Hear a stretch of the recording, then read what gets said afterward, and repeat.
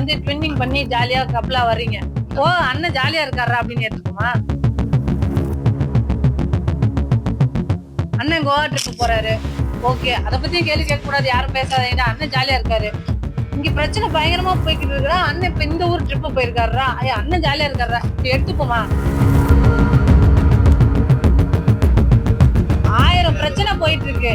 இங்க CBI enquiry போயிட்டு இருக்கு. அங்க படம் ரிலீஸ் ஆகல. நீங்க ட்ரிப்பா போயிட்டு வந்ததெல்லாம் டிக்கெட் மறுக்கொண்டு எல்லாத்தையும் எடுத்து போட்டு காட்டினாங்க.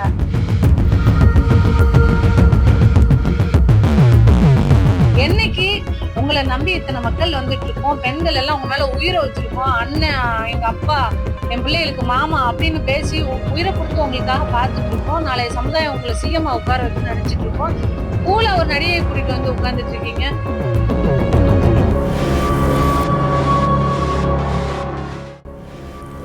தனிமனித ஒழுக்கம் இல்லாதவர் தாவிக தலைவர் விஜய் என அக்கட்சியின் உறுப்பினர் ரஞ்சனா நாச்சியர் கடுமையாக விமர்சனம் செய்துள்ளார். சென்னை கெருகம்பாக்கத்தில் உள்ள தனது இல்லத்தில் இன்று செய்தியாளர்களிடம் பேசிய அவர், மனைவியை காப்பாற்றாத தலைவன் தொண்டர்களை எப்படி காப்பாற்றுவார் என கேள்வி எழுப்பினார். தாவிகாவின் கொள்கை தலைவர்களாக உள்ள வேலூர் நாச்சியார், அஞ்சலை அம்மாள் உள்ளிட்டோரின் கொள்கைப்படி விஜய் நடக்கவில்லை, மேடை ஏறி பெண்ணியம் பேசும் விஜய்க்கு கண்ணியம் இல்லை என்றும் ரஞ்சனா நாச்சியர் குற்றம் சாட்டினார். தன்னை பின்பற்றக்கூடிய இளைஞர்கள் தவறாக போவதற்கு விஜய் வழிவகை செய்வதாகவும், ஒரு தலைவனுக்கு தனிமனித ஒழுக்கம் தேவை என்றும் அவர் தெரிவித்தார். தாவேக்காவை சேர்ந்த பெண் ஒருவரை விஜயை கடுமையாக விமர்சனம் செய்திருப்பது அக்கட்சியினரிடையே சலசலப்பை ஏற்படுத்தியுள்ளது. அவர் மனைவி வந்து விவாகரத்து வேணும்னு மட்டும் கேட்கல, அவர் வீட்டுல வாழ்றதுக்கு இடம் வேணும்னு கேக்குறாங்க. அந்த வீட்டுல வாழ்றதுக்கு எனக்கு உரிமை இல்லையா, எனக்கு வீடு இல்லாம தவிக்கிறேன்னு ஒரு பெண் அவரோட மனைவி சொல்றாங்க. அதுக்கு என்ன பதில் இருக்கு? அவரோட பிள்ளைகள் வெளியே ஹாஸ்டல்லையும் தனியா வீடு எடுத்தும் இருக்காங்க. இது சரியான ஒரு குடும்ப வாழ்க்கையான அமைப்பு இல்ல. இது போய் நம்ம எதுக்கு கமெண்ட் பண்ணிட்டு, எல்லார் வீட்லயும் 1000 பிரச்சனை இருக்கும், இது எதுக்கு நம்ம கேட்டுட்டு? அப்படிதான் நானும் இருந்தேன், அப்படிதான் நானும் இருக்க விரும்புறேன். ஆனா வந்து இவ்வளவு பிரச்சனை போயிட்டு இருக்கும்போது ஒரு பொது வெளியில த்ரிஷா அவர்களை கூட்டிட்டு வந்தது வந்து ரொம்ப ஷாக்கிங்கான ஒரு விஷயமா இருந்தது. ஏன்னா போன வாரம் வரைக்கும் த்ரிஷா அவர்களை பத்தி, த்ரிஷா வீட்டுல இருந்து விஜய் வெளியில வரட்டும் முதல்ல இருந்து நயனா நாகேந்திரன் அவர்கள் பாஜக மாநில தலைவர் சொல்லியிருந்தாரு. அதுக்கு நானே கண்டனம் தெரிவிச்சு பேசியிருக்கேன், உங்களுக்கே தெரியும். எப்படி அப்படி பொது வெளியில ஒரு நடிகையோட பேரை குறிப்பிடுவீங்க? எப்படி ஒரு நடிகைனா உங்களுக்கு ரொம்ப ஈஸியா போச்சு? ஆனா நானே கேட்டிருக்கேன், எல்லாரும் அப்படிதான் கேட்போம். அது எப்படி அவர் அப்படி சொல்லுவாரு? ஏன் விஜய் அவர்களை பத்தி இப்படி சொல்லணும்? அவதூறு, ஒரு நடிகையோட பேரை இப்படி சொல்லிடலாமா ஈஸியா அப்படின்னு எல்லாரும் பேசிக்கிட்டதுதான். ஓகே, அவரே மன்னிப்பு கூட கேட்டுட்டாரு. அண்ட் அவங்க விஜய் அவர்களோட ஒய்ஃப் சங்கீதா கூட ஒரு நடிகையோட ரிலேஷன்ஷிப்ல இருக்காரு, தேவைப்பட்டால்தான் அந்த நடிகையோட பேரை சொல்லுவேன்னு அவங்க ரொம்ப கண்ணியமா ஒரு அறிக்கை கொடுத்திருந்தாங்க.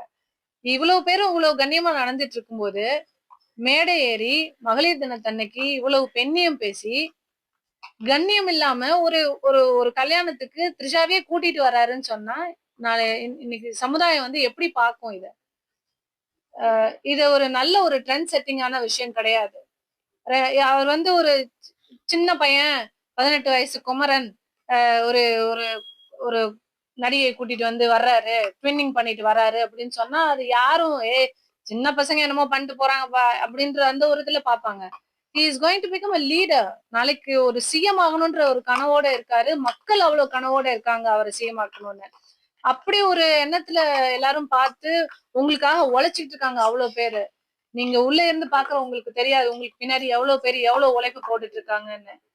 ஒண்ணும் இல்ல, ஒரு நாளைக்கு உங்க ஆபீஸ்க்கு வந்து போறதுக்கு ஒரு பெண் நிர்வாகியா எனக்கே எவ்வளவு டைம் ஆகும். இங்க இருந்து எல்லா வேலையும் முடிச்சுட்டு இங்க இருந்து போய் அங்க போய் பார்த்து ஒரு மீட்டிங் போகணும்னா கூட எங்களுக்கு அவ்வளவு டைம் ஆகும். கட்சியிலயோ எதுலயும் யாரும் எதுக்கும் பே பண்றது கிடையாது. உங்களுக்காக எங்க டைமை செலவு பண்ணி, எங்க பணத்தை செலவு பண்ணி எல்லாரும் உங்களுக்காக அவ்வளவு ரிஸ்க் எடுத்து வந்து அவ்வளவு வேலை பாக்குறோம்னா அதை கொஞ்சமாவது மதிக்கணும்னு நினைக்கிறேன். அவ்வளவு ரெஸ்பெக்ட் கொடுத்து உங்களுக்கு நாங்க எல்லா பிரச்சனையிலயும் முட்டு கொடுக்குறோம். ஒவ்வொரு பிரச்சனையிலயும் நிறைய தப்பு இருக்கு, எல்லா பிரச்சனையிலயும் முட்டு கொடுக்குறோம்ல. எவ்வளவு யங்ஸ்டர்ஸ் உங்களுக்காக தூக்கி தூக்கி வச்சு பேசுறானுங்க. அந்த டிவிகேல வந்து TVK fans, warriors, what ever என்ன வேணாலும் வச்சுக்கோங்க. கரூர் விஷயத்துல இருந்து எல்லா விஷயத்துலயுமே எங்க அண்ணா பண்ணா சரியாதான் இருக்கும்.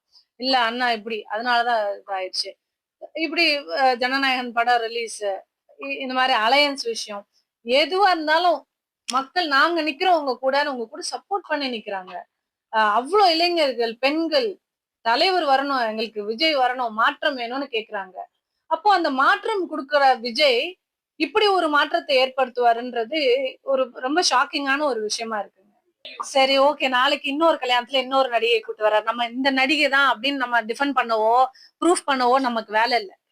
புரியுதா? அவர் ஒரு லீடர். நீங்க ஒரு லீடர். நீங்க ஒரு லீடர். உங்க மனைவி உங்க மேல இவ்வளவு அக்யூசேஷன்ஸ் வச்சு மக்கள் என்னடா நம்ம லீடர் மேல இவ்வளவு சொல்றாங்க, நம்ம அண்ணன் நல்லவருடா, நம்ம அண்ணன் மேல இப்படி பழி போடுறாங்கன்னு எல்லா பசங்க பாத்துட்டு இருக்காங்க உங்களை. அப்படி இருக்கும்போது நீங்க வந்து ட்வின்னிங் பண்ணி ஜாலியா கப்பலா வர்றீங்க. ஓ, அண்ணன் ஜாலியா இருக்காரா அப்படின்னு ஏத்துக்குமா?